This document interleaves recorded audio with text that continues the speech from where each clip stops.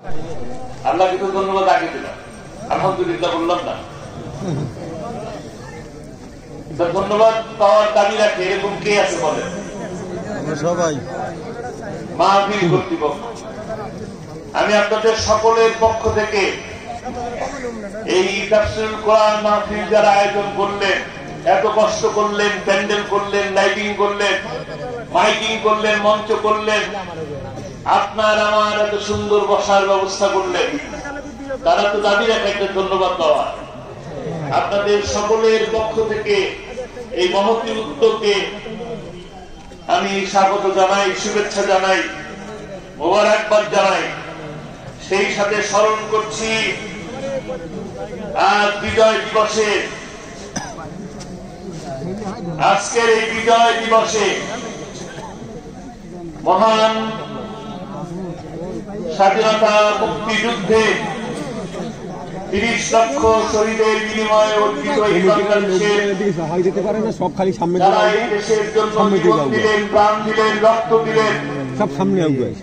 সেই শহীদদেরকে শ্রদ্ধার সাথে স্মরণ করছি, দোয়া করছি আল্লাহ তাআলা যারা সেই যুদ্ধে নিহত হয়েছিলেন তাদেরকে শাহাদাতের মর্যাদা দান করুন, শহীদ হিসাবে কবুল করে নিন, তাদের জীবনের সকল গুনাহ খাতাকে আল্লাহ তাআলা মাফ করে দিন। সেই সাথে দোয়া করি বীর মুক্তিযোদ্ধাদেরকে, যে বীর মুক্তিযোদ্ধারা তাদের জন্য দোয়া করি আল্লাহ রাব্বুল আলামিন তাদের নেক হায়াত আরো বাড়িয়ে দিন এবং যতদিন হায়াতে রেখেছেন ততদিন তারা সুস্থ থাকুন, সম্মানের সাথে থাকুন, স্বনির্ভর থাকুন। আর এই বিজয়ের সাথে আরো একটি বিজয়ের কথা মনে পড়ে যায়। কোন বিজয়? 36 জুলাই। সেই সাথে দ্বিতীয় বিজয়ে 16 জুলাই থেকে 5 আগস্টে 2000 আমাদের কলিজার টুকরা সন্তান সমতুল্য ছাত্র ভাইদের জীবনের বিনিময়ে অর্জিত এই স্বাধীনতা, যারা জীবন দিল তাদের জন্য দোয়া করি আল্লাহ তাআলা তাদেরকেও জান্নাত নসিব করুন, শহীদ হিসাবে কবুল করে নিন। আর এখনো পর্যন্ত যারা অসুস্থ হয়ে হাসপাতালে আছেন কিংবা বাসায় আছেন, নানান রকম অসুস্থতা নিয়ে বিছানায় কাতরাচ্ছেন, তাদের জন্য দোয়া। আল্লাহ রাব্বুল আলামিন তাদেরকে সুস্থতার পূর্ণ নিয়ামত দান করুন। আমরা এখানে এসেছি রাত গভীর, প্রায় 11:30টার বেশি। এতক্ষণ পর্যন্ত আপনারা অপেক্ষা করেছেন, আমারও দেরি হলো আর আপনারাও অপেক্ষা করছেন। আপনাদেরকে ধন্যবাদ জানাই অপেক্ষা করার জন্য, আর আমার আসার জন্য দুঃখ প্রকাশ করছি যে আমি আসতে একটু দেরি করে ফেললাম। মূলত আমরা এই পৃথিবীতে এসেছি মাত্র অল্প কয়েকদিনের জন্য। আজকে আমি ঢাকা থেকে চট্টগ্রাম আসলাম, কোনো কাপড় চোপড় নিয়ে আসিনি, শুধু গায়ে যা দেখতেছেন তাই। কোনো কাপড় চোপড় আর আলাদা কোনো কাপড় চোপড় নেই। কেন? কারণ হলো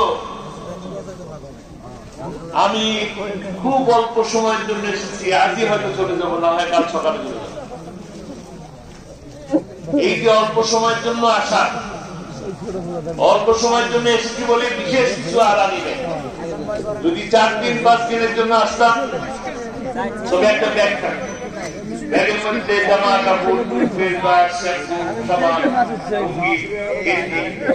নাকি দুনিয়াতে তাহলে আমরা কত দিনের জন্য আসছি? দুনিয়াতে বেশি দিনের জন্য আসি নাই, সামান্য সময়ের জন্য 2 সেকেন্ডের জন্য। যে শাস্তি ছেড়ে দিলাম, যে শাস্তি দিলাম, ওই শাস্তি আবার ছেড়ে দিতে হয় কিনা? নাক বন্ধ করে দেখেন কতক্ষণ পর্যন্ত থাকতে পারে। 2 মিনিট, 4 মিনিট, তারপরে মনে হবে যে দম বন্ধ হয়ে আসছে, চোখ দিকে ছিটকে বেরিয়ে আসতে চায়, কান ফেলে যেতে চায়, যায় কিনা? তার মানে হলো যে আমাদের জীবন খুব অল্প সময়ের জন্য। এই কথা আমরা সকলেই জানি, সকলেই বলি, আল্লাহ তাআলাও বলেছেন কুল্লু নাফসিন যায়কাতুল মাউত, প্রত্যেকটা প্রাণীর মৃত্যুর স্বাদ গ্রহণ করতে হবে। তো এখানে আসার অর্থ কি? এই সামান্য সময়ের জন্য এখানে আসলাম, আবার চলে যেতে হবে সেই অনন্তকালের জীবনে। এখানে একটা পরীক্ষার জন্য আসছি। এখানে যদি আমি ভালো পরীক্ষা দিতে পারি, ভালো রেজাল্ট করে নিয়ে দিতে পারি, তবে সেইখানে যে ভালো উত্তর দিতে পারো, ভালো পুরস্কার হবে। কথা ঠিক আছে কিনা?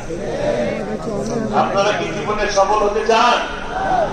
সফল হতে চান নাকি ব্যর্থ হতে চান? পাস করতে চান না ফেল করতে চান? প্রতিটা মানুষই তার জীবনে সফলতা চায়, প্রতিটা মানুষ। এখন সফলতার ব্যাখ্যা কি? আজকে এই যে সামনের ছেলেটা বসা আছে, কোন ক্লাসে পড়ে? ক্লাস 5-এ পড়ে। সে ক্লাস 5-এ পাস করতে চায়। যে ক্লাস 10-এ পড়ে, ম্যাট্রিক পরীক্ষা দিবে, দাখিল পরীক্ষা দিবে, সে ভালো রেজাল্ট করতে চায়, পাস করতে চায়।